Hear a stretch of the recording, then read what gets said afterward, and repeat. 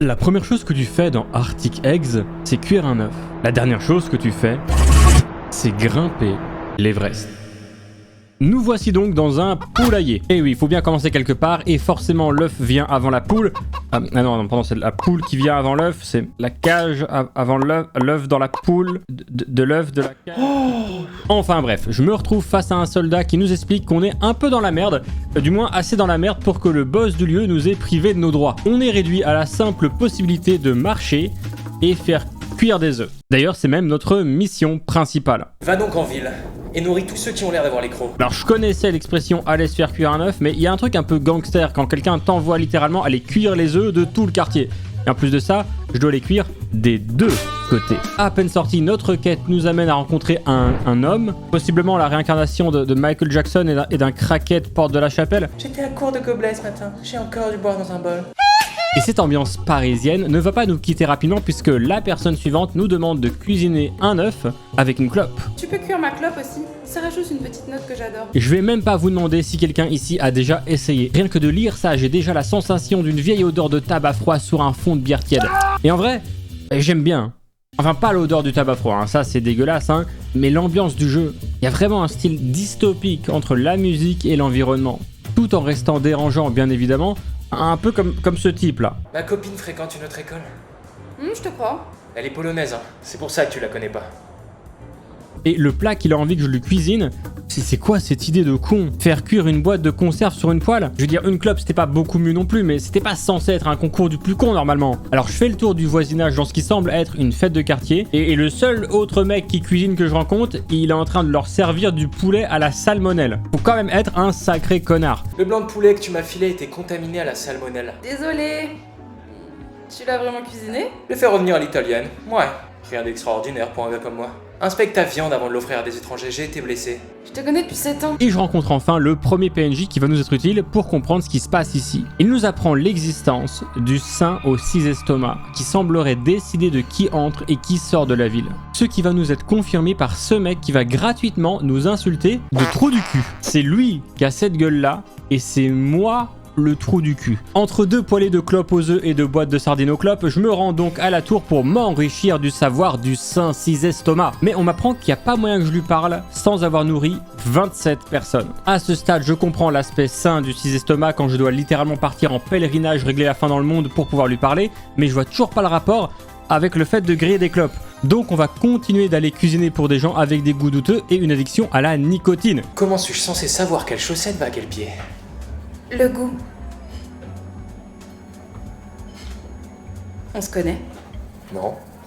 Tu mérites les obsèques les plus grandioses. Cette fois, je rencontre un poisson. Et je pensais jamais dire ça de ma vie, mais il m'apprend que la Terre est actuellement en train de faire un 180 noscope et que d'ici 20-30 ans, elle aura complété son tour. Alors je suis pas complotiste, hein, mais j'ai un léger doute sur le fait de croire les paroles d'un poisson. Et puis de toute façon, on sait tous que c'est impossible parce que la Terre est plate. Et tandis que je vais enchaîner les rencontres atypiques mêlant discussions philosophiques et rêves sous 42 fièvres, J'ai trouvé un nouveau truc à faire avec les serviettes au restaurant.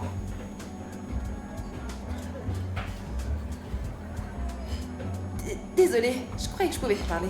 Mais je viens de vérifier, je peux pas t'en parler. Je viens de vérifier.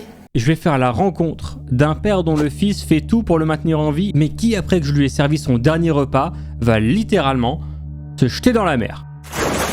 Et j'ai vu Titanic, hein. Je peux vous dire que la dernière fois que j'ai vu un mec se jeter dans une eau qui avait l'air aussi froide, il est mort. Je me suis un peu demandé à ce moment-là jusqu'où on était prêt à aller pour le bien d'autrui, et si au fond ces actions n'étaient pas entreprises plus pour notre propre bien que pour celui de la personne à qui elles sont adressées. Je veux dire, moi si je les nourris, je rencontre Dieu. Eux, ils m'insultent et ils se butent. Et je sais pas comment l'expliquer, mais à plusieurs reprises, on va être ramené à la réalité par de petits morceaux de dialogue. Comme si pendant une fraction de seconde, un voile sur l'esprit des gens s'était levé pour retomber aussitôt. Exactement comme ce pote sous 10 grammes qui te rappelle la vacuité de l'existence dans un univers où tout passage est éphémère, où toute trace de notre existence sera rayée de la carte et que tous les rires, les sourires et les quelques moments de bonheur qu'on vit ne pourront jamais être vécus à nouveau jusqu'à la fin des temps, et cela pour l'éternité.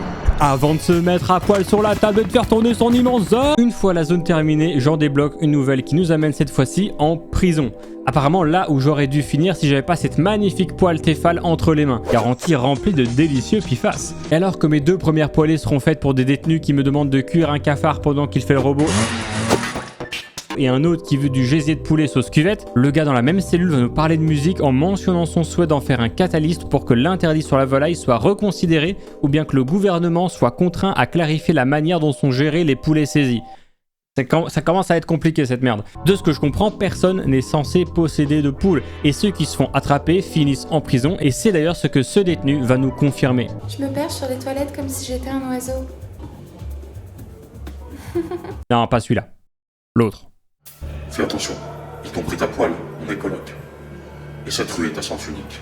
Et bien que je comprends pas grand chose à ce qui se passe, on arrive tout de même à déceler une volonté de liberté. Même les soldats qui sont censés surveiller la ville et empêcher un trafic de volailles m'incitent à continuer de nourrir les gens à base de produits issus des volailles qui sont censés être interdites. Et même ce mec là qui commence à écrire un pavé, waouh. Non mais fallait pas hein. Ah mais fallait vraiment pas. Mes narines me font mal. Et puis à côté, il y a elle. Et j'en ai pas encore parlé de elle, mais c'est pas la première fois que je la croise et à chaque fois elle revient avec la même question. Peux-tu faire cuire un œuf sur le mont Everest? Alors juste à cause du fait que cette question revient vraiment tout le temps dans le jeu, j'ai longuement hésité à faire que cette vidéo soit juste une parodie de Kaizen où je vous dis qu'il faut déconnecter des écrans, prendre du recul. Mais pour que la parodie soit complète, j'aurais dû ensuite m'enfermer chez moi pendant 7 jours à jouer à LoL en live. Tout ça pour finir au même rang auquel j'ai commencé. Et ça, j'avais vraiment la flemme. Mais cette meuf, on va encore la retrouver à l'entrée du bar et à chaque fois avec un PNJ différent. Comme si c'était une enfant qui venait quérir la vie de tout le monde avant de se lancer dans un projet ambitieux, hein, pour lequel elle hésite encore. La vie, elle est faite d'apprentissage. Et j'arrive pas à me retirer de la tête qu'il y a une espèce de message qu'on essaye de nous faire passer dans toute cette confusion. Et c'est presque hilarant parce que je suis quasiment sûr que ce militaire qui danse sur le dance floor fait une allusion directe à la meuf qui pose des questions. Je comprends pas ce que cette fille raconte. Je m'en fiche. Continue comme ça, saxophone. J'ai mis le cran de sécurité sur mon flingue. Et puis on va tomber sur une meuf là, tranquillement avec son date et Le sexe, très peu pour moi. Le gouvernement m'encule déjà bien assez comme ça. Je me sens un peu mal à l'aise. Ouais, non mais oui. Alors c'est différent comme ambiance, hein, mais oui, tout à fait d'accord. Attendez, je vais aller voir le militaire, là forcément lui, il a une belle tenue, il va me dire un truc de sensé, lui je le sens bien. Y a trop de soldats, sérieux. Ça rend les choses un peu trop hostiles. J'ai remarqué. Bah désolé, j'avais besoin de travailler. Démissionne. J'ai trop peur. Va donc te pendre. Quoi? Ouais, ok, vous savez quoi? Allez vous faire foutre, hein. Je vais finir par me faire ban avec vos conneries. Oh putain, mais qu'est-ce qu'elle fout celle-là? Putain. Tu croiras jamais ce que j'ai fait tomber là-dedans. Tu pourrais y sauter à pieds joints et le récupérer pour moi. Ah ouais, comme ça. Wow, ok, par contre, dans quoi on a atterri? C'est ça les égouts de Paris? Ratatouille ne serait donc pas l'or accurate? Il semblerait qu'on soit dans un espèce de... Oh waouh, il est costaud lui. On me disait mange tes croûtes pour grandir, lui il a bouffé le mec qui faisait les sandwichs. Du coup on est dans une sorte d'aquarium sous-marin. Et bien sûr un visage familier. Et bien évidemment une question familière. Mais tu vas la fermer ta gueule. Même au fond des abysses, elle arrive à faire chier les dauphins avec sa question. Faut chercher à être meilleur que celui d'hier. Et bien évidemment, je vais devoir cuire un œuf au monstre du Loch Ness. Et c'est pas évident du tout parce que une fois que je cuis mon œuf de manière tout à fait professionnelle, hein, maintenant j'ai le poignet, je dois lui jeter l'œuf dans la gueule. Et je vous laisse admirer le travail. Salut mon pote. J'aimerais tellement manger cet œuf. Mais ce mec-là est incapable de le mettre dans ma bouche. Oh, j'aimerais tellement manger cet œuf. Mais qu'est-ce qu'il fait avec son poil? Fais un effort. Fais un effort, mec, s'il te plaît. Oh ouais, je l'ai attrapé. La torche vacillante brutalise le soleil noir. Je voudrais remercier mon père, ma mère, mes frères et mes sœurs. Et le mec qui me faisait les sandwichs que j'ai mangés malheureusement. J'entends comme un grillon dans la nuit, en quête d'une réponse marinée dans le murmure des étoiles. Mais celle-ci demeure insatisfaisante, un écho disséminé dans l'air. Accordons notre pardon aux grillons, les coqs de la lune. Bon, c'était pas évident. Alors j'ai pas compris à quoi ça a servi de le nourrir, ni même, enfin c'était quoi la portée philosophique du message, mais j'ai réussi. Surtout que cette fois-ci, le compte est bon. J'ai enfin nourri 27 personnes, du coup je me dirige vers le Saint 6 Estomac. Après toutes ces péripéties, il est temps d'affronter notre destin. Et en disant ça, je me rends compte que je n'ai aucune idée de c'est quoi mon destin dans cette histoire, mais c'est sûrement pas un mec avec 6 estomacs qui va m'empêcher de l'accomplir. On retrouve donc le garde de la tour, et comme on est tout pile à 27 personnes, la porte s'ouvre. Lumière, un estomac. Alors je sais pas pourquoi, mais je m'y attendais un peu. Et bien sûr, on a une poêle. Forcément, c'est le boss final et forcément, on va devoir servir des œufs à chacun de ces estomacs. Et bien sûr, il y aura un œuf en plus pour chaque estomac. Heureusement pour nous, il a des goûts assez simples et cette fois, c'est pas de poisson globe, de boîte de sardines, de clopes ou de munitions, juste Ah bon, il a pas de prénom. des œufs au plat. Une quantité astronomique d'œufs au plat. Mais après des années d'expérience à manier cette poêle, des milliers de clients servis du simple danseur de rue au monstre des abysses, je ne pouvais plus m'arrêter dans ma progression. J'ai réussi à convaincre les estomacs les plus coriaces, les papilles gustatives des chefs les plus étoilés, et maintenant j'allais devoir convaincre une déité dont l'existence même est la concrétisation d'un estomac sur pattes, le Saint 6 Estomac.